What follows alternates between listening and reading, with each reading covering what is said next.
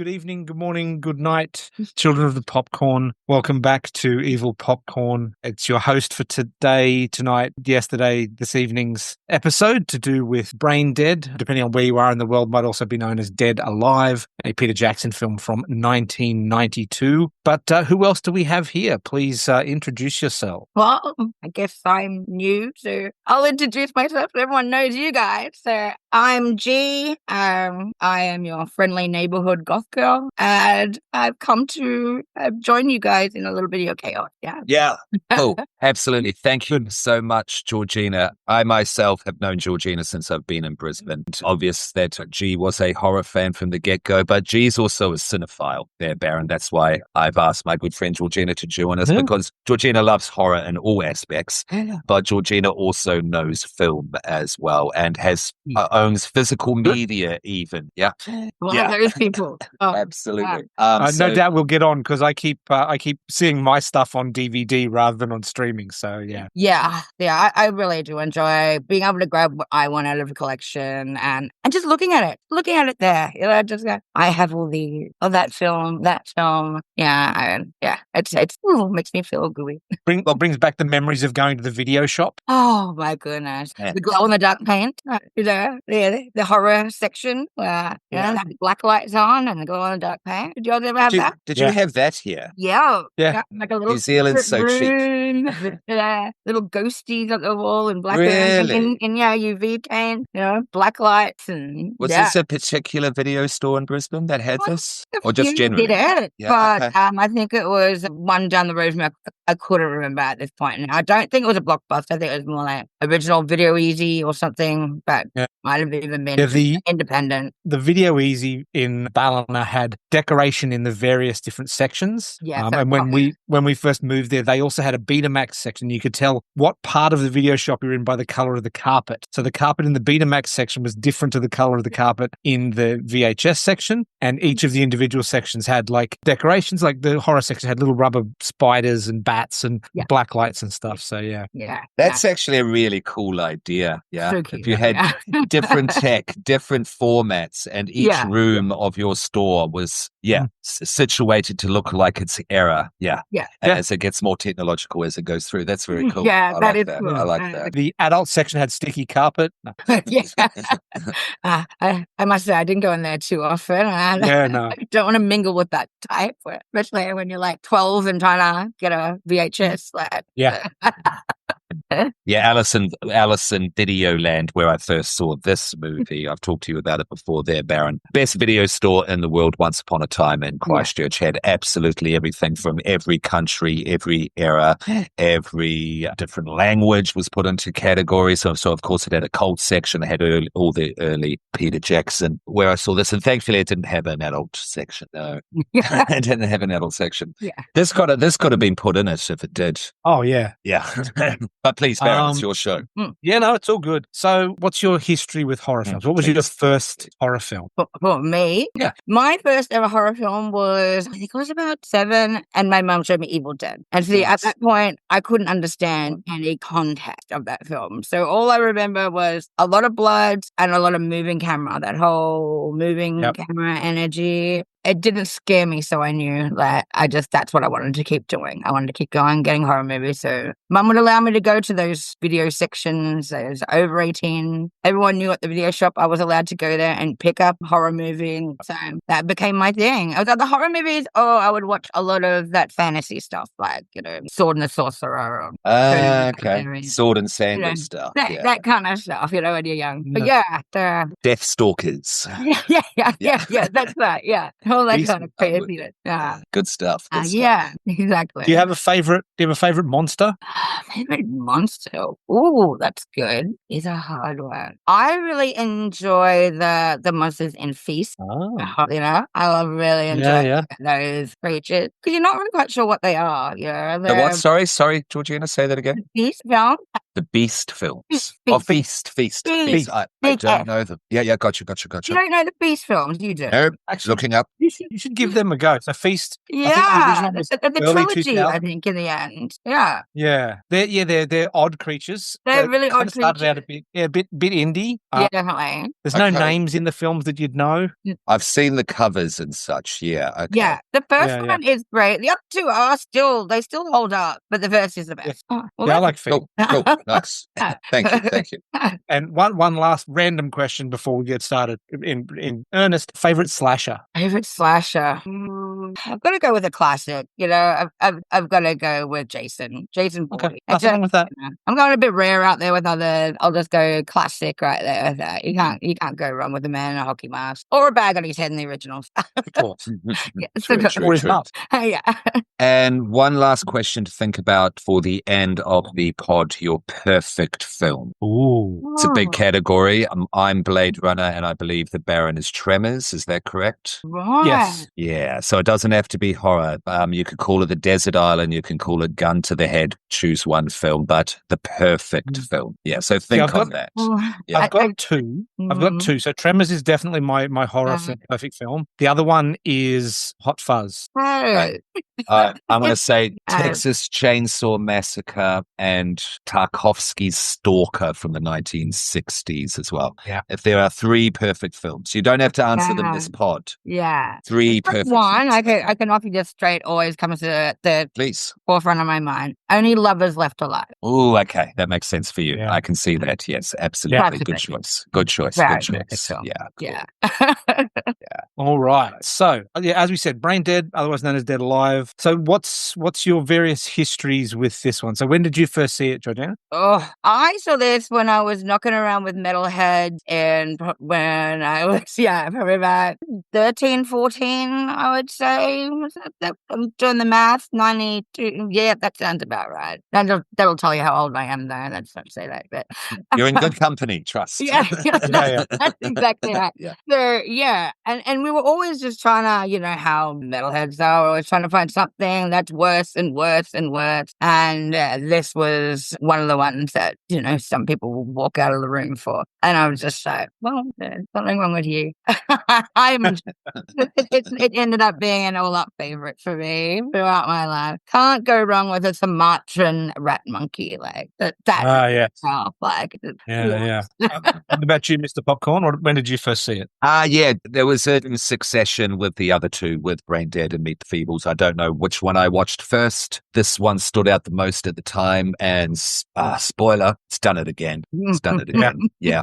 And this is just when I was discovering through Alice in Videoland all the wonderful, basically cult underground movies that were certainly not on New Zealand television at the time, around the early 96 to 2004. You can put, the category of pretty much the era of watching these films. And it's great. This trilogy, however you want to put it, it's great. It just goes from beginning to end. It just keeps going and keeps. And the way it progresses and develops, the skills build up, and just it gets more disgusting. Yeah. There's no moment to breathe and go. Oh No. This is like Keeps going. 2 seconds. Yeah. It's like somebody says to you, like, don't put all your ideas in one movie. It's like, or in general, people say that to you. Don't use all your ideas at once. Just use a couple of things. He just put every single possible idea that you have. Just, let's put them all in there. And what about you, Baron and Braindead? So I would have seen this originally on VHS from Terry's Video in Ballina, Northern New South Wales, probably with one of the others, either with Bad Taste or Meet the Feebles. So probably a double feature in my mate Ron's living room, probably late at night, high on sugar. Yeah. Fantastic. Yeah. One of the things that we used to take to drink because it was cheap from a corner store was Lucozade, which you're supposed to have when you're sick, but it is just sugar water. It is amazing. It really is. It's great for a hangover still these days too. Yeah. You can say the soul. Yeah. All right. So, as we said, a film from 1992, directed by Peter Jackson, written by Peter Jackson, also his now wife Fran Walsh, and another guy called Stephen Sinclair. They've all sort of worked together, and it is another one of their production company productions, same as they did for Bad Taste and Meet the Feebles, which kind kind of went on to become the production company they've got now with Weta. Yeah, okay. I thought that was had- the case. Yeah. It had a $3 million US budget. It had a huge box office of $242,623 US. So didn't make money. As I mentioned before, he doesn't actually get to a money-making venture until the first Lord of the Rings film. Yeah. Not even Lovely Bones. That's crazy. Yeah. Really? Yeah, not even Lovely. And it's got Marky Mark in it, Wahlberg. Yeah. So it gets close. As he goes along, they get individually closer to making money. Just as we're discussing timeline here, before Lord of the Rings, is that when he looked at Halo and that fell through? The Halo feature film happened around then as well. Yeah, okay, got you. And that was with the South African guy he was looking at creating with Neil Blomkamp, Mr. District 9, I believe. Yeah, that was a project that never happened, which is a shame because that would have been epic. Yeah. Oh yeah. Anyways, yeah. You've been better than what you got. Yes. Yeah. So now you mentioned before the Sumatran rat monkey, which is the MacGuffin at the start of the film that transmits the virus to all the people. You can find the original puppet and the crate in Weta Workshop's Weta Cave in Wellington. It's sort of hidden away up on a wall. I did get to see it when I was last there in Wellington, so that was kind of cool. Podcast trip to Weta? Yeah. Oh, yeah. As a special effects person, I would have loved to have worked there, but look, Weta Workshop is amazing. The two places in Wellington and Auckland, if you do go to New Zealand, folks, go along and see them. It's worth the money to do the tours. And if you go on a quiet day, you get more of a VIP tour than you would if you were with a large group, which is kind of cool. Okay, cool. Good tip. So yeah, this one was mostly shot in Wellington, New Zealand. It's got a rating that splits sort of between 7.5 and 9 out of 10. The highest rating is 89% on Rotten Tomatoes. Yeah. Okay. I feel like it has spent a lot of its time banned, though. It didn't really help it a lot, you know. It got given a M15 rating originally, and they just weren't expecting all that blood and gore out of an M15 rating. They were like, what? No. You know? Yeah. That's a bit, So they like either had to edit it right down or just ban it. Oversight. Yeah, that's right. It should have got an R and just been done with it. But I mean, there's no sound except at one point for about 5 minutes. Yeah. How do you even try and edit that? Like, it's just like, what do I think? Now, between 1990 and now, there have been 7 projects called Braindead. So if you are looking to find this, folks, please do find the one from 1992, otherwise known as, we said, Dead Alive on IMDb. Is that why it's called Dead Alive? Just because of there's 5,000 other Braindeads? Exactly. Possibly. Yeah. It could have been an American thing. I will just give a bit of a shout out, though. There's a TV series called Braindead, which is set in Washington, where a bunch of alien ants come in and take over the politicians. It's actually quite a cool series. It's quite a bit lighter than this, though. But yeah, Braindead, it's worth a watch. You would know once you started watching. You'd know which one. Yeah. That's a good series to watch now, actually. It's kind of topical again. Yeah. Yeah, just to put it lightly. Alrighty, so we'll get into the cast here. Oh, by the way, folks, we are going to spoil the ever-loving fuck out of this, so go away and watch it and come back. YouTube. There's a decent copy on YouTube, yeah? Yes, there is. Well, that's what I had to do yesterday because I couldn't find any of my copies, so I was like, I'll Baron, I'm right in saying because I watched Dead Alive on YouTube, but it's exactly the same thing except a different font, different words at the start. Is that it? That's the only difference? Yeah. No, I've got an uncut Braindead on YouTube. Oh, okay. Okay. There's not a lot of difference between the versions, but the uncut has a couple of extra minutes. Yeah. And it's mostly gore stuff. It's just a lot sure. I get the picture. Flip. Yeah, that's the extra. That's cool, though, because each kill is different. Like, each person that dies. Oh, yeah. Even in a big gore scene, Please, I'm not taking away any creativity of the kills, because this, absolutely. Full of good kills. It's full of amazing. Right. Now, there's not a lot of cast in this that people are going to know outside New Zealand or outside the Peter Jackson films. We'll give a big shout out to Jed Brophy, who played the greaser known as Void. He's been in most of Peter Jackson's films, including being one of the dwarves in The Hobbit. Forrest J. Ackerman is in this as in a cameo at the zoo. He's holding a a copy of the Monsters of Filmland magazine. Mhm. Peter Jackson has a cameo as the Undertaker's assistant who looks remarkably like his character from Bad Taste. Oh, yeah, he's such a Derek, Derek's Derek. Very much a He's Derek. such a Yeah. Derek. Like that. That's what I like about that. Is definitely, pulling up that character. It's like a little bit of a nod to that character there, which I really enjoy. 100%. Yeah.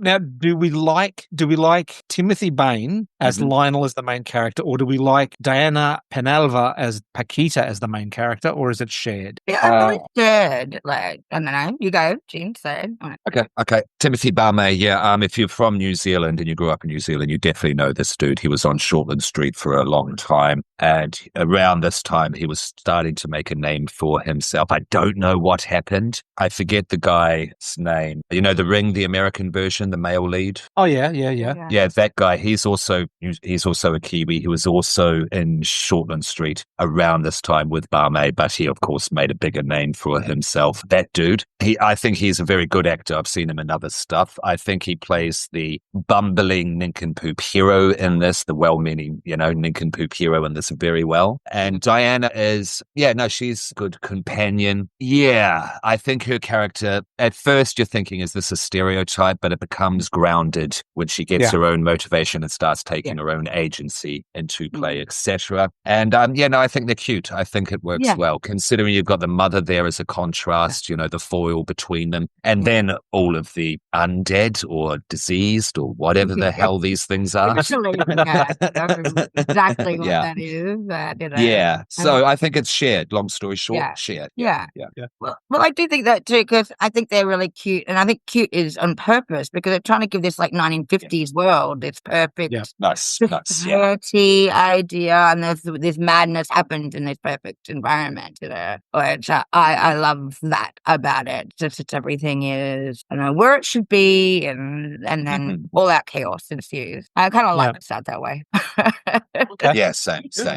This film did have a very strong ugly is evil vibe. Like, look at Uncle Les, look at the mum. They lent heavily into that, I think. That is true. Yeah. And also Newton, Wellington. Yeah, lived there for about 6 months. That place, I recognise the corner that the shop is set at. Yes, I used to walk around that corner to go to work each day. Yeah, so it's just really is a shop. Say that again. It really is a shop. I thought it was sort of more of a set kind of thing. So yeah. Cool. Yeah. That's right. So not a lot of well-known people, but it's fine. That I think everyone did an amazing job in this. It stands up. Like, I think the fact that even though it was made in 1992, the fact that it's set in the 50s really gives it that feeling of the 50s, and it means that it doesn't date itself. Yeah, and it's a 50s Wellington, New Zealand as well. It's not a 50s America either. Shot in New Zealand, which I also appreciate about Peter Jackson in general. Yeah, which is funny because most people don't know a 1950s New Zealand, right? Not at all. They can picture it. I don't know one. People don't know what 2025 is. Anyway, but romanticize that all I like in my head because I don't know that world. Right? So whatever he did there, I could believe that that's how that was. Absolutely. I mean, to be technical, he's basically injected 1970s New Zealand with steroids to create a 1950s approximation. Yeah, and it's worked. Having grown up there, I can say that it's worked. Yeah, that's right. I can't. All right, so a couple little bits of trivia. On its initial release in New Zealand, this movie outsold Batman Returns. Wow, good shit, Kiwis. That's supporting your own, and Batman Returns was ginormous. It was. That's very cool. Now, this did have an award for the bloodiest film production of all time, and which it held for a very long time as well. There was a lot of gore used in this. Interestingly enough, in Sweden, when they released this on VHS, they gave people vomit bags with the video to go with it. So I wonder if they were branded. Cool. You'd like to have one of those. Vomit specks underneath the plastic casing. And I do remember laughing out loud and pointing when I went to see King Kong, Peter Jackson's King Kong at the cinema, because one of the crates on board the ship said Sumatran rat monkey on it. I was wondering, at Skull Island, it comes from Skull Island, the rat monkey as well. Oh, what's that? Same island. I didn't didn't see that little Easter egg. That's yeah, cool. yeah. That's cool. I remember pointing and pointing. Smash with red monkey. So yeah. What film was gorier? What took its award? What usurped? Ooh, that's a good question. I didn't look at that because I didn't want to know, because this to me will always be the goriest film I've ever seen. Okay. If you don't want to know, that's the modern ones. A lot more people have a lot more blood to use now, and I feel like By all means, have a look, Mr. Popcorn, because I can do that. But the thing with the gore in this is the interiors of the house that they were shooting in, where most of the gore happens, was a set in a TV studio, and the TV studio that they shot in was right next door to the TV studio that shot New Zealand's Sale of the Century. Now, the blood leaked through. They were shooting over the weekend. The blood leaked through into the Sale of the Century set, so they had to climb over the internal wall and clean the Sale of the Century set. And the Monday when they went to shoot Sale of the Century, the host slipped over on some of the leftover cleaning fluids and broke his leg. At least it wasn't the blood, though. I think I know who you mean as well. I think I know the host you mean. That's hilarious because he was cheesy. I mean, no offense. So yeah, no, that was a story related at a makeup workshop that was held by Sir. Oh, now I can't remember his name. What's his name? Peter Jackson's mate. Knight of the Realm. Richard Taylor. So Richard Taylor. I should know his name. Richard Taylor. So yeah, Richard Taylor relayed that story at a makeup workshop, which was kind of cool. So yes. So that's the trivia. There are so many goofs in this, like clothes that are clean 1 second, then dirty, then clean again, and booms in shot. There's too many to go through. But because it was an independent production, these things always happen. I just spend my time on continuity on these kind of films. Like, I would, you do your head in. Especially like a blood scene, like trying to worry about continuity in this sort of situation. Yeah. Yeah. All right. So a couple of reviews caught my eye. So the 1-star review that caught my eye was, okay, if you like gore for the sake of gore, I guess go ahead and watch this. But that's all this is. Hard to believe this is the same guy who ended up directing Lord of the Rings and King Kong. Not really a 1-star review. That says 5 to me, really. Yeah. And 5-star review, the party's never over, still kicks ass for the Lord. It's us for the Lord. That was amazing. Yeah. Nice. Yeah. Some good reviews there. Can I ask before we go into the plot, because there's Heavenly Creatures and Lovely Bones coming for Lord of the Rings, and it's mostly known for Lord of the Rings. And Frighteners. Don't forget Frighteners. Frighteners, my apologies. We must do that as well. We must do Frighteners, yeah. How do we feel about Lord of the Rings and such? Hollywood, Peter Jackson, as opposed to Kiwi-Gore head Peter Jackson. Look, I'm currently wearing a One Ring as my wedding band. Okay, that answers that question. Yeah. Although watching the movie last night, I'm like, how does one get from there to, like, wild, isn't it? They must have seen something in making something like that and going, well, this guy can make this work. He could probably make anything work. And I think that's what people see. It's like, it's not just the blood and the gore and the horror. It's like, he's making a film that it's actually still enjoyable. And his characters are really quite complex and in depth. And he's spent a lot of time on creating this world. We could get him to create worlds. Yeah. And if you look at Braindead, and if you look at Meet the Feebles as well, the puppetry work is still really good, and it still stands up to this day. And then you look at Lord of the Rings, all of the monsters and etc. they had to create for that. And what do you reckon, Baron? Oh no, I agree, 100%. Yeah. There's also that possibility that he was just the most well-known New Zealand director, and they were going, "We're going to do all of this in New Zealand." Who's known? Yeah, maybe. Yeah, who's capable of doing this? Yeah.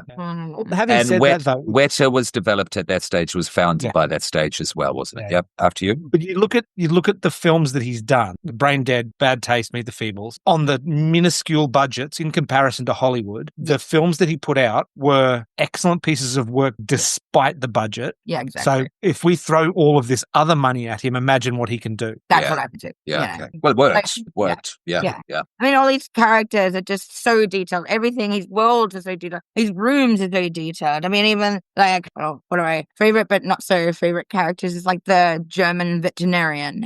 He is just a complex character, and he's there for 5 seconds. But he's just such a well-developed little character. Memorable, still memorable. Yeah, very true. So shout out there to Brian Sargent as the vet. Is that it? Yeah, he is very good. The dribbling German veterinarian.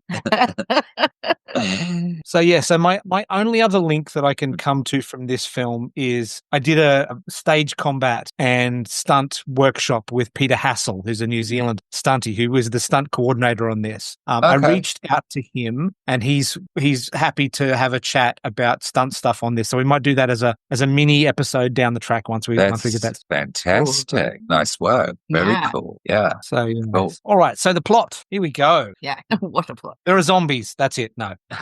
So we have the title card. It's 1957. We're on Skull Island, as we mentioned, which is the titular home of like King Kong and Godzilla and various other kaiju-sized monsters, which is great. We meet zoo official Stuart and his team, and they're trying to smuggle out a Sumatran rat monkey, which is a hybrid creature that resulted from the sexual assault of tree monkeys by plague rats. Yeah.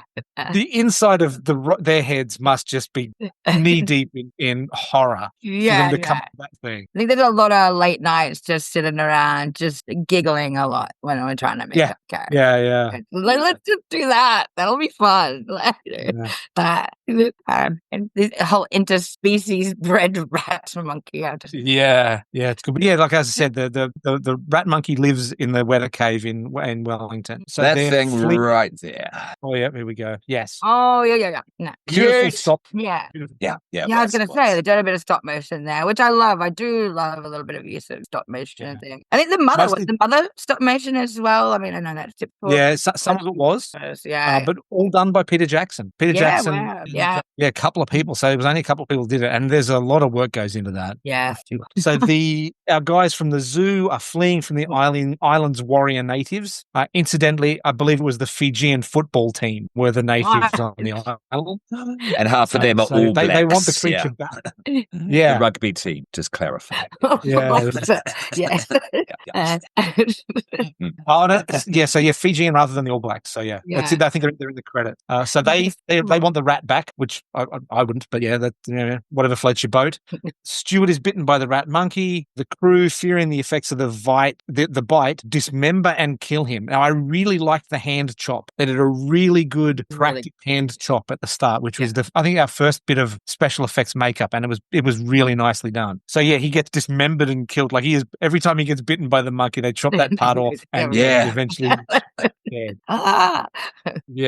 So they then ship that rat monkey to Wellington Zoo in Newtown. Because of course that's where it's going. I believe these scenes were shot in the Botanic Gardens up on top of the mountain. Okay. That makes sense. Makes sense.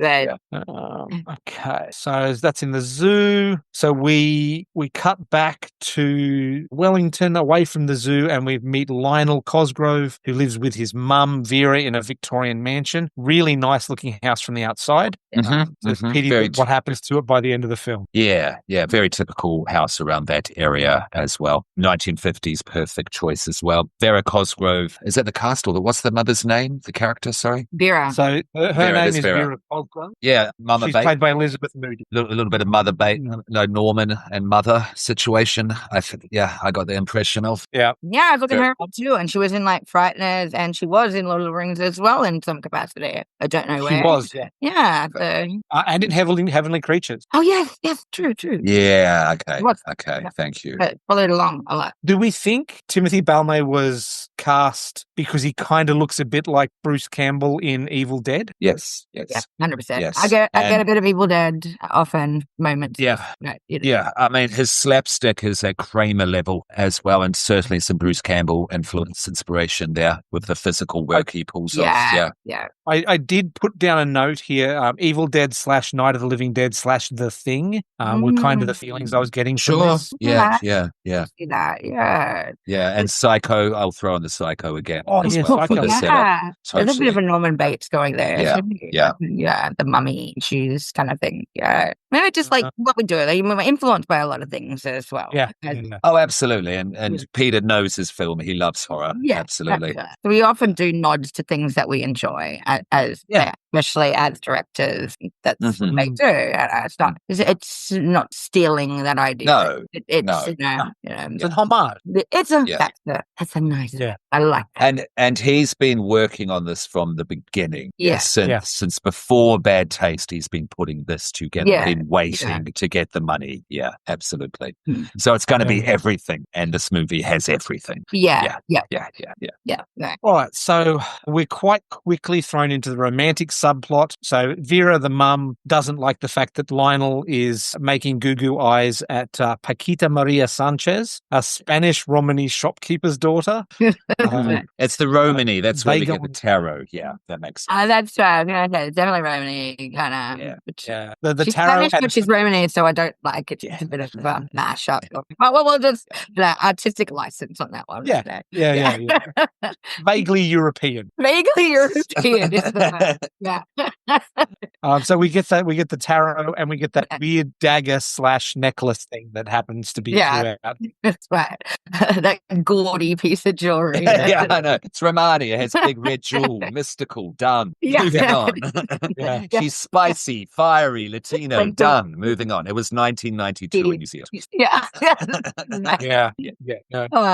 So they flirt for a bit, and they end up on a date at the Wellington Zoo. The mum is stalking along, watching them from behind and in the bushes, and she stumbles and gets bitten by the rat monkey. Yeah, and it's her destiny. It's her destiny to meet Lionel as well from the tarot cards. Yeah, does that happen at this point? Yeah. Well, that's right. You like the other guy. Yes, and this is a love. Yeah, she's loved someone else. But there is someone that she will meet. The tarot said. Yeah, that she'll love forever. Yeah, it will be a romance that will last forever. I believe. And it's like the pencils and the licorice on the table, and that's right. Yes. The pencil thing. Yeah. Oh, is that meant to look like that Romani? It's meant to look like the pendant. Yeah. It is, isn't it? Yes, I just picked that up. That's what she saw there. Like, oh, my destined one. So she starts to pursue him, and they go on a date. Because it's prophecy, it's meant to be. Here's her density. Is that. So she gets bitten by the rat monkey, which she then promptly bludgeons to death with her shoe. Yeah, the mother's lovely. Yes. She's adorable. Real nice bit of mixture of stop motion and puppetry there, which was great. Yeah, that was cool. So he then watches over her, and over the next couple of days, she gets like more decrepit and boils on the skin, and eventually dies, and then reanimates. Yeah, but I do like in between there, so that they're just trying to keep this on the down. They're just like, well, this is not happening. I'm going to glue your skin back on. We're going to go meet the. I'm going to do it. It's going to be okay. Yeah, Scene with the super glue on the skin. Is one that gives me a bit of a gap. We can't just go past the pus custard, because that was a big one for her. That actually made me get a little. It wasn't great. Yeah. But anyway, sorry. No, please, that's great stuff. Not only is she squirting that stuff into the custard accidentally. There are two people at the table that see it and don't say anything. Yeah, I know. Because of They're very formal, Yeah. Society norms, I guess. Because Karen McFuckyfuck from the Women's League has come to visit. Yes. So we must put on our good graces and glue back on our face. I think it's super glue. It's literally super glue. Yeah. It's not even super glue. It's like that old clag gluey kind of. Yeah. Paste like you'd use at school and make up in an ice cream tub. One would eat. Yeah. I did also want to call out as well, really nice model work on the plane scene as well, when they're transporting the rat monkey back to Wellington. Yeah, sure. Really nicely done. Just noticed on my notes here. So she becomes a ravenous zombie, and she eats Paquita's dog. She kills the nurse. She becomes a zombie. So Lionel just doesn't understand what's going on, but goes and buys under the counter veterinary sedation stuff. And I guess he just wants to keep them calm. He doesn't know what to do. Whatever. I just want them to be calm and normal and happy. Will be fine. Yeah. I also think it shows that he will do anything to look after, protect his mother, even if it is incredibly a bad decision for him in his own personal life, because it's already getting in the way of his love affair. I Yeah. believe, Yeah. at this stage. Yeah, yeah. And he likes automatically. Yeah, he really does. It's like, you're asking me out to the zoo? What? Yeah. Me? He liked her already. And then, Yeah. No, But he's Mama- a mommy's but Mother- boy. He's a Mother good Dearest central- comes first. Yeah, Mother Dearest That's comes right. first. That's So, right. yeah. Keep going. Locks him in the basement. He's got that really cool looking lockable door. That I was- really like the armored door with the slant, the lock Mm. thing. That was good. Paquita's grandmother comes over to visit him and gives him that pendant, Yeah. the Gordy Romney pendant thing. Good. What's that? We all need one now. Then his mum breaks out of the basement and is run over by a tram. That was a really nice effect with the tram as well, melding the model work with the live action, which happens quite a lot. No, you can I can kind of see it, like all these kind of things, but you know when we passed into that realm, but we like it because we need it to happen. So it's great. But yeah, they've got a really good eye in this for mixing the model work with the live action, which I like. Yeah. Done really well. And those trams are historically spot on. Well, 1950 as well, historically spot on. Yeah, absolutely. No, that's great. And then it gives Vera a chance to get out into the world, which is yeah.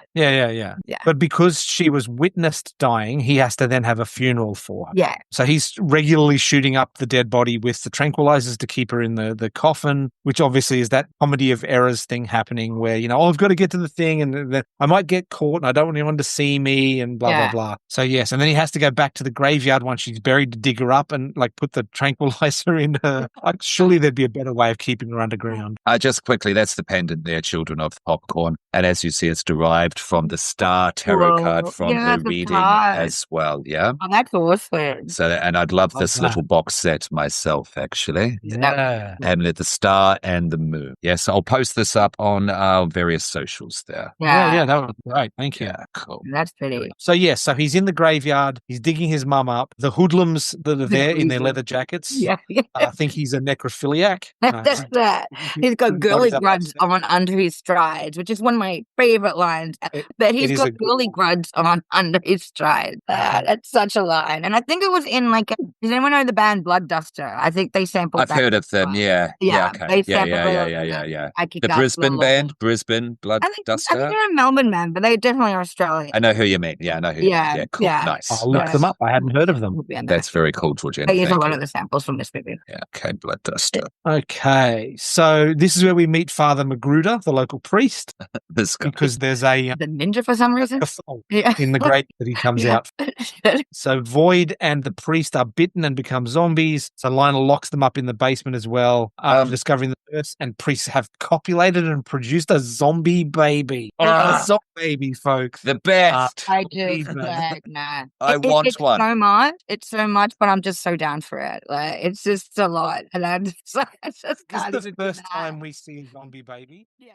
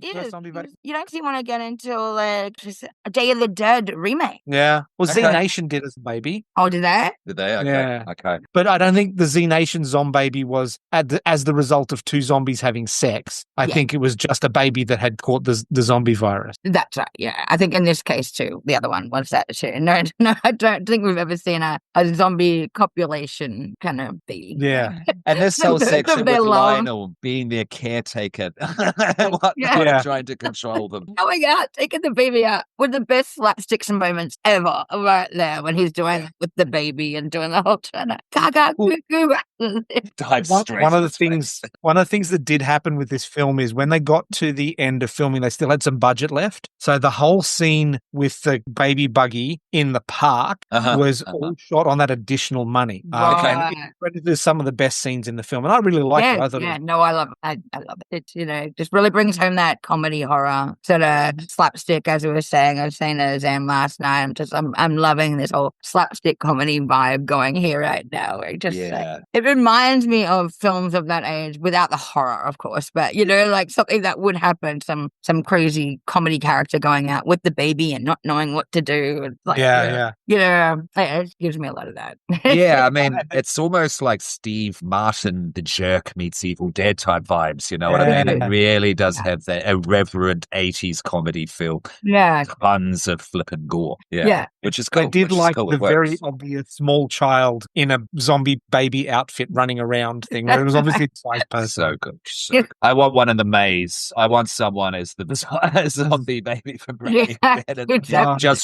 Just roam freely for the whole Yeah.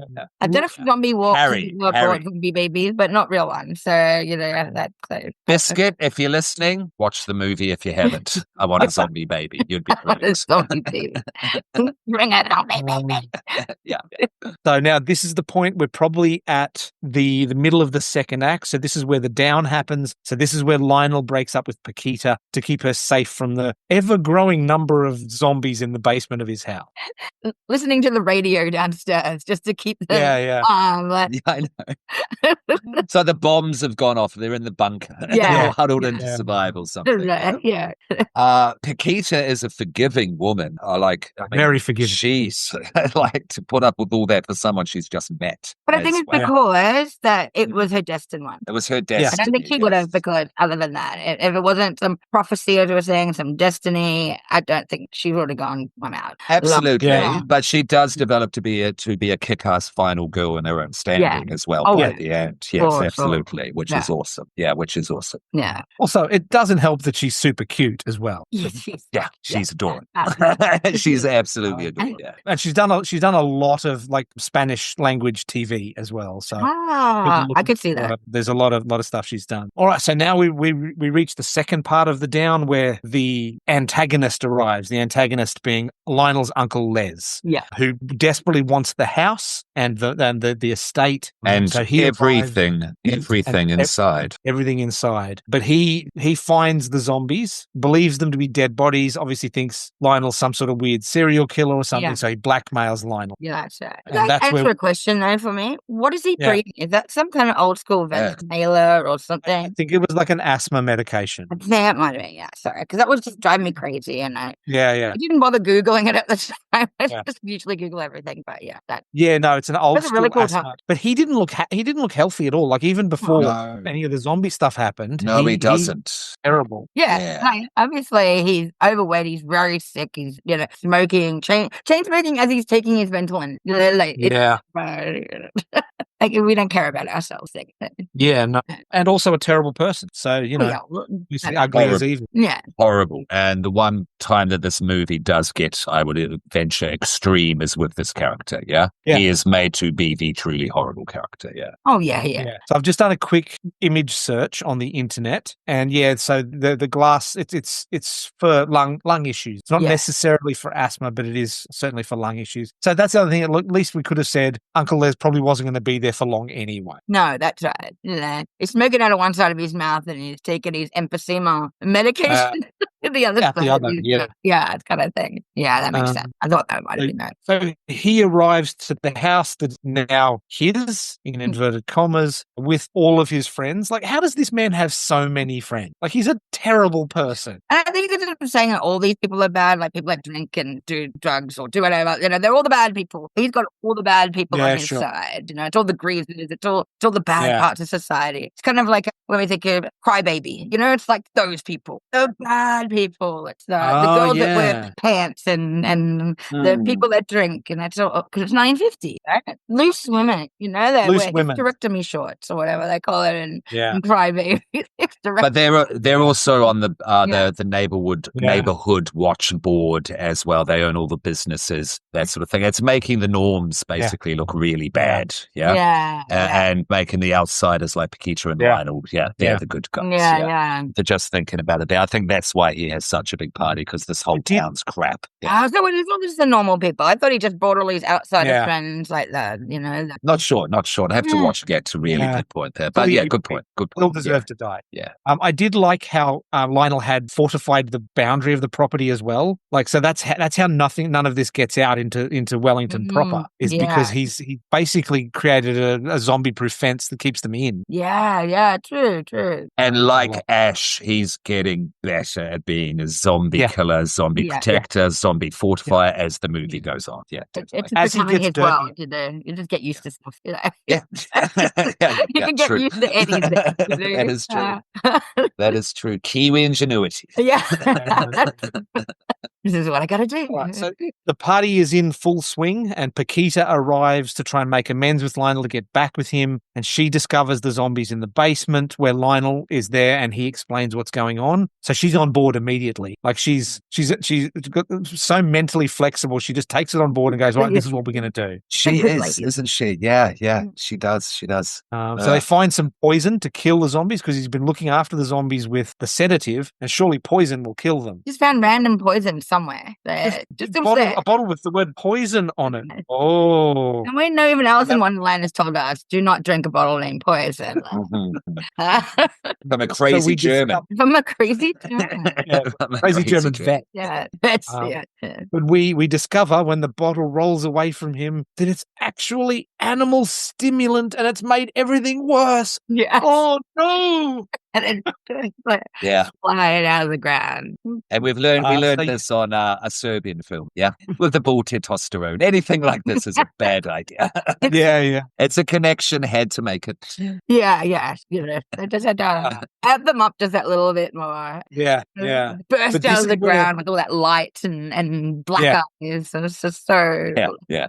This is where the zombies start to change from just zombies into that weird The Thing creature, where it's all sort of joining together, and it's like the zombies are no longer like they feel like they've taken so much damage that they should be out, but they're not. These zombies come back from like massive damage, which I like we see Uncle Les later on after he becomes a zombie, and it's basically his head on a long waving spine, or just wandering around sphincter and intestine. When it got into that, when it got into just basically the insides of humans becoming animated and taking on their own agency. That's when I actually started getting disturbed. Just a little bit. It was like, oh, this is weird.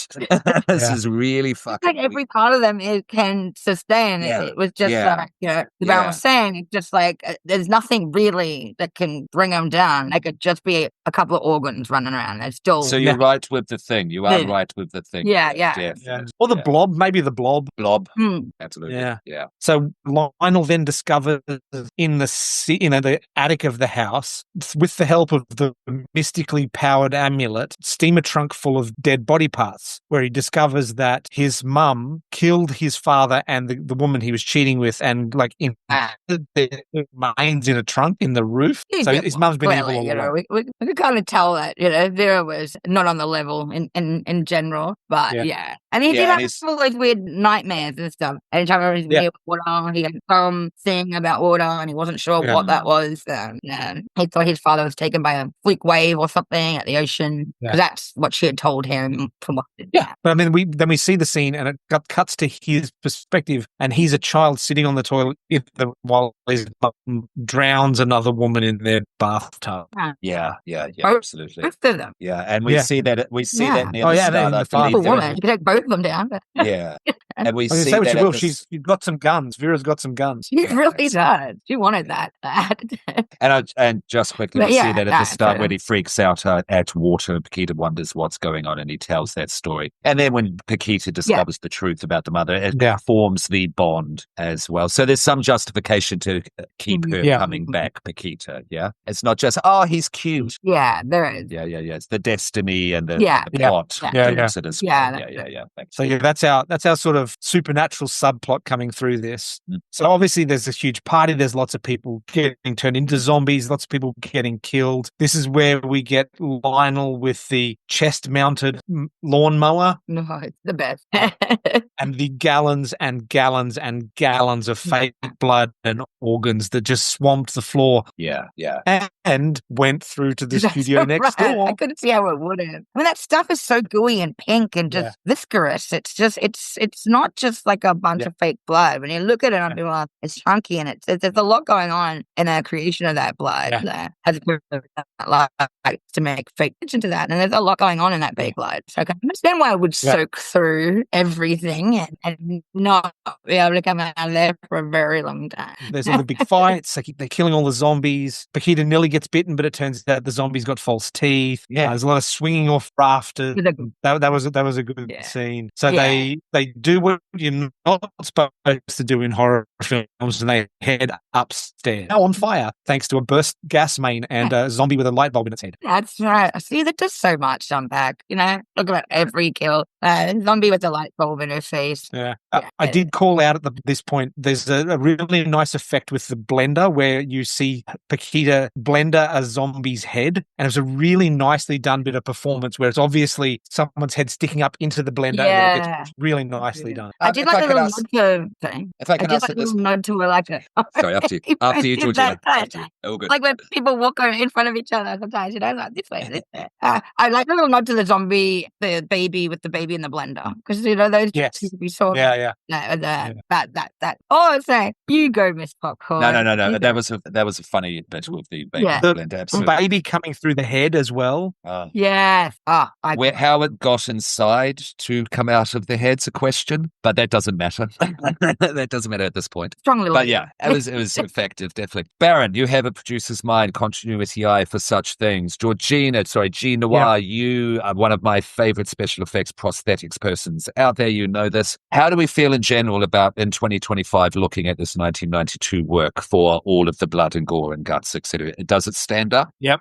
Yeah, I think it does. Yeah, 100%. I mean, there's tricks to the trade that you always use, like that are still used today, that are the same tricks that are used then. There's all the Day of the Dead tricks that are being used here, like that zombie ripping flesh with latex, and it's such a easy, basic, but it looks so the idea of that skin tearing up and blood under it. That's not an expensive effect by any means, but it's still used. It's still constantly used because it works. It looks like it hurt. The nurse ripping off the priest's face. That bullying of that. And cool. The only thing that maybe dates it is like some of the prosthetics are a bit basic. Like they're not as refined as they might be with a higher budget. But they cover it with gallons and gallons of blood. And it looks great. That's what they do. They just let's just when in doubt, take blood it it out. to excess. Take it to excess. Yeah. Yeah. And it's as a viewer and someone who doesn't make this stuff, as a viewer, it's a far more enjoyable experience than cutting away quickly or motion blur constantly to hide the mistakes. Just throw more stuff on top of it. That's right. And these zombies were disease zombies, not necessarily undead zombies. So you can cover a multitude of sins with a giant boil or jewels lungs or like inflamed flesh. Like it's all really easy to do. And it looks effective in this film. I think he was even trying to say that at some stage. He was saying, like, he was trying to explain it. And he's like, I don't know what they are. I don't think they're dead, but they're not alive. They're just rotting. Yeah. Yeah, He they're does say just that, yes. rotting. And so we don't try to explain them as some kind of undead. They're just things that won't die and they're just falling apart. So It's a disease. it's a Like disease. the disease is Exactly. spreading throughout all of them. Yeah. No doubt it's got a hive mind, maybe, given the fact that all the zombies come together in that big creature thing. For mother at the end, Yeah, yes. true. Mother at the end, Yeah. yes. Hive mind, and it evolves each generation of life, death, Yeah. and it evolves to a higher level of grossness and ability, yeah.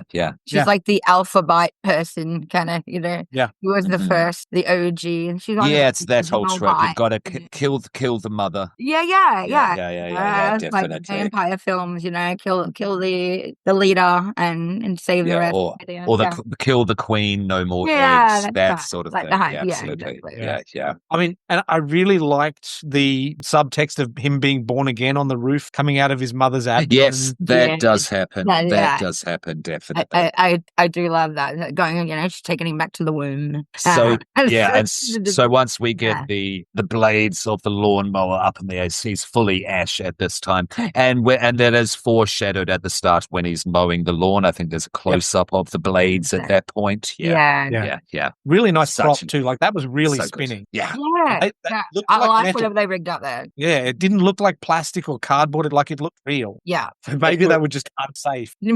Definitely. Maybe. Oh, yeah. I've been on low budget films. We can be unsafe. Actually, I might Safety last. I might put that down Get as the a shot. question. Get the shot. I put that down as a question to ask Peter, who's one of the stunt coordinators who I did a course with in New Zealand. Yeah. On stage fighting. So I might ask him that question. Yeah. Because we're up to the massacre, aren't we? Basically, at this point. Well, we've just come past it. Like we passed the massacre up to Mum Vera on the roof. How did we feel about the use of sound? Because wound. there was a definitive choice to just focus on the sound of the blades of the motor and the falling of the limbs, pretty much for quite a decent whack of time. We're talking 2 or 3 minutes. It was just circling around, coming into the blades. Did we like that? Did we like that focus on that for that long? I did myself, too. Yeah. I did. Gave us a chance to hear all the sound. Yeah. Beyond the starting of the mower, we didn't really hear the mower sounds, like, other than the blades. Like we didn't hear the motor, which I think would have occluded all the good, like goopy sounds that they did get. Yeah. So it was probably a conscious decision to go, we can have this all in there, but it's going to sound like a mess. And I think people wanted to hear the goop. So yeah. Yeah. Okay. And again, effective just through a point of excess, basically. Yeah. At that point. Yeah. And also the hero has reached his goal. You know, he's reborn, as you pointed out. Yeah.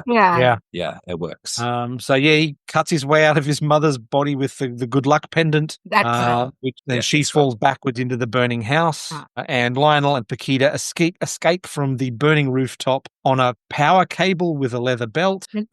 Very much like the way Tango and Cash escape from the prison in the movie Tango and Cash. Yeah, and I think Romancing the Stone, Yeah. I think did the same escape in the jungle, if I'm not memory wrong. That hero saving your beloved vibe, and that's at the end, you know. We've made it through, and you know we're gonna kiss with our faces covered in just goo and blood. I kind of wanted to see him run up to the fireys and go, don't put it out, don't put it out. Yeah. Because we cut back to obviously the baby inside the burning building. Yeah, we just assume the baby died, but you know, we could have got a 2 out of that with just the baby. We could have. You could have got a 2 out of that. We didn't know. Surely the fire that we both survived killed all of the zombies. Yeah. Even if just the baby survived and went on and crawled and somebody else, and it starts it all over again. Yeah. Look at us making number 2. Did we have a favorite kill? I wrote some down. Well, baby coming through nurse because what? How? Okay, cool. Yeah. Priest turning into John Wick. I like for the Lord. That was awesome. I'm gonna love the greaser, like, you know, sort of cut in half. Half his body's out here, half his the other half's here. His intestines are falling out into the bath, and he Yeah. just, I can't make it any further, otherwise all of me is just going to fall out. Yeah. I'm not going to make it do with that. How And then many- the pants are knocking on the door, just going, hang on for me. Absolutely. then Anytime later he's wearing someone's them. ripped in half. I was like, yeah. you know, and a scarf, wearing his pants. Yeah. No, it's so good. So yeah. All right. So that brings us to the end of that. I would agree the baby kill the nurse was my favorite. Yeah. Did yeah. this film need a werewolf? This film did a werewolf. Oh, well, this kind of film that you just go, well, why not at this point? It doesn't need one, but Yeah. I mean, Yeah. if you put one there, I wouldn't even be shocked. I'm exactly Okay. the same. I just would have went with it. Didn't need one, but I would have happily went with it. Okay. Right. Yeah, sure. It wouldn't even upset me. You know, Roma, werewolves. Grandma comes as a werewolf and takes on somebody. That'd be great. Yeah. So rating. What did you think, Mr. Popcorn? Yeah, this film rules. It's the best out of the trilogy, in my opinion. I think it stands up the best today out of all three of them. Because of the script, I would say. But the gore is amazing, but because the script's actually solid in this one, it does follow a definitive path. I mean, it's pretty much a hero's journey, and it's solidly there with just gore that stands up today, just as good as Evil Dead or The Thing. And for that reason, it's a solid 4. I think it's the highest I've given all of them. No, I think I'm going to give it a 4.5, so it stands above the other two, because the other two were 4s. I'm going to give this one a 4.5. You're the host, so shall we ask our guest and new podcast member, Jean Noir, what did you think? Well, I wasn't here to review the others, but I know them quite well. So I am totally going to go with you, Jean. Like, it is the best of all of them. It's best of all 3. I mean, yes, there's great things about the other. They're very different than each other. But this is just the attention to detail per character for me. And that any little character has just, you spent a lot of time on him, even if he's going to be there for 5 seconds of film. And that's what I really appreciate. So I agree with you. Yeah. That Nice. rating, yeah. Okay. I will join the two of you on the same score. Yeah. I think it's a solid 4.5. The only thing that would make it better maybe would be more modern prosthetic effect. Yeah. But yeah, everything else was great. Like the fact that they set it back in time was great. It means that it dates it to a particular date. It means the film then doesn't date. Exactly. And yeah, just I was taken out a few times by edges of prosthetics. And I think the only thing that takes it out. Yeah. And I will agree with that. But it's like, it is what it is, and it is the time that it is, and it is the budget that it had. So yeah, I think it's great for what they were working with. And how much? I mean, how many limbs did you have to make for this? Oh my God. The work is crazy. That's a lot of time in the studio. Yeah. And it's not, and as Baron has pointed out from the get-go, he's not rich at this stage. This is hands-on, 18 hours a day, living at the location. For I don't know how long this would have taken. Like, I'm going to throw 6 months at the least. At the least. Yeah. I work in studios making limbs, and it takes a lot. It took just a long process. Dinner is fish and chip shop down the road, because there was about 5 of them down the road at this point of time in New Zealand. So, yeah, totally. Beetroot in the burgers, you know, sausages on a stick, that sort of thing. At least the cast and crew were well fed, you know, at that stage. Now, there's a lot to eat. I've been in places where there's no food. Same. Yeah. Here's a bag of chips for 8 hours. Now. I'll put them in this dry-ass white flipping serviette sandwich you've given me, yeah? With my 8th Domino's pizza today. I know. Why don't I have energy for this scene at 2 o'clock in the morning? Very good. Don't see a vegetable on a set that often. Nothing against vegetarians. Yeah. Some of my favorite friends, but I was on a film shoot once, and the craft services were being in charged by a militant vegetarian, and the only food on set was a giant tub of boiled lentils. No, that's a little too far. We don't have the young ones. Are we at war? You know, nobody wants that many lentils. I mean, I'm vegetarian. I don't want to eat lentils every day.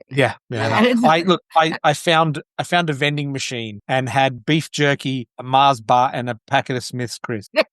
You've got a whole cast trying to hold in gas in the middle of shots. Yeah. They're just, cheese and onions. Yes, hello, my name is. Just knocking on other people's doors, going, "Do you have food for a poor actor? Can I have some more?" Yeah. All of it twisting it. Please, sir. Yeah. Warwick Comer, shout out. Yes. Once upon a time on set. Yes. He basically stood up and got us some real food. Shout out. It's all the details I'm going to give, but yeah, shout out for you. Yeah, that's right. Yeah. Good man. Good man. Yeah. I did a bit part on the Hogs mini-series for Channel 7, and their craft services was insane. Before set, I'd had 3 bowls of Cocoa Pops. I'd had a bacon sandwich. There was soft drink. There was chocolate milk. Like, it was just incredible. And then you needed a nap, and then you couldn't act then too. Yeah. It's gone the other way now. They're so healthy. And the whole entire crew is just cancerfying. It's just carcinogenic cloud over everything because they all smoke their heads off. That's right. Yeah. Healthy living. So it's fun. Shout outs, folks. What have we got? What have you got for us, Mr. Popcorn? Yeah, I'll just go Evil Corp and Escape Manor as always. Yeah, I'll have more shout outs soon because I'm auditioning for stuff and that sort of thing. So when I'm actually properly involved, then I'll throw out some names. But the 2 standards is always come see us. We do lots of fun stuff. Definitely. Baron, because shall we leave G Noir to properly plug your stuff, whatever you want to plug and shout out? Because I know you've got a few Instagram profiles and that sort of thing. That's all good. Well, look, I will always shout out Act React and Improv Queensland, as you said, Evil Corp. Keep an eye out on the socials for Splatfest coming up in February, folks. We've got some involvement there, which is good. And IFWG Publishing. Once that book that I'm a part of comes out, I'll put it up on the socials. Gee, Noah, what have you got for us? I have my graduate show that's going to be coming up soon. So at Bacon Assembly in West End, I'll be doing an art installation. I was just at the space yesterday, and it's absolutely amazing. I think it's the same nights that Splatfest is on, which is unfortunate. Splatfest is all weekend. Yeah, and we'll be going later in the night.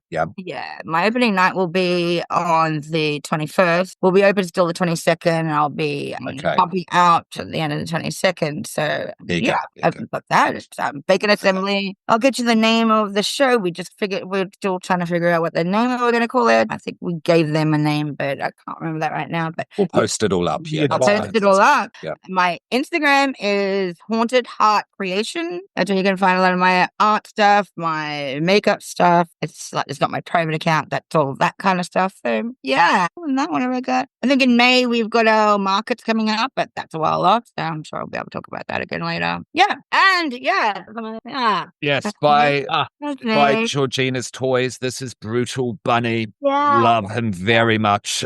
Well worth it. I haven't got one of those, but I do have one of these. Yeah. Yes. Yeah. Oh, that's so cool. Do want one. Hit us up on our socials if you want merch. Have a look at our Facebook page. We have our merch there. Also on Instagram and YouTube and all of the audio-only platforms, Spotify, Apple, etc. at Evil Popcorn Pod. That's where you can find it. Yeah. Well, that's I think that's us. Yeah. That was fun. That was really good, guys. I really enjoyed that. Thank you for coming along. Greatly appreciate it. Thank you so much. You killed it. Natural. Yes, absolutely. Yes, a gory duck to bloody water. Yeah. I like talking good stuff with sick minds like my own. It's awesome. Absolutely. Fantastic. Well, I think, Baron, what do you reckon? That G Noir here needs to pick the next film. Yes. Yeah. Whatever you like. Whatever you like, basically. I think we'd like to focus on Australian and Kiwi horrors at the moment, so there is that option if you want some guidance. But please, if you have a classic you've always wanted to talk about or something new you want to check out that you don't really know about, it's entirely up to you. Doesn't even have to be now, but you're next. I already have some ideas, but I'm not going to say them. Keep it. Okay. Sizzle. Yeah. Sizzle. Yeah. Alrighty. Okay. Mr. Popcorn, would you like to go first? Yeah. Oh, yeah, absolutely. Good night, children. Welcome, G Noir. Eat your popcorn, especially if it's it's very delicious, like this movie, Braindead. That's me. And Gina, what's your sign off? Mine? Oh, I don't have one. Yeah, I'm gonna get some like Elvira kind of shit going down. Just thinking it. Just thinking it. All good. Yeah. Yeah. I have to think about it. I'll have to think about it. But yeah, I don't know. I'll have something Okay. really Cool. Okay, Cool. good. Cool. I'm going to say, go to bed, children. Go to bed. Yes, or else zombie baby will come out your anus, come out your ear, come through the nose, and then just eat Through your your brains face. out Through your Right. face. and just laugh about it. Now you can sleep. You can sleep well after that. Oh, I love it when you're evil. This is me at my most evil. Do your evil laugh.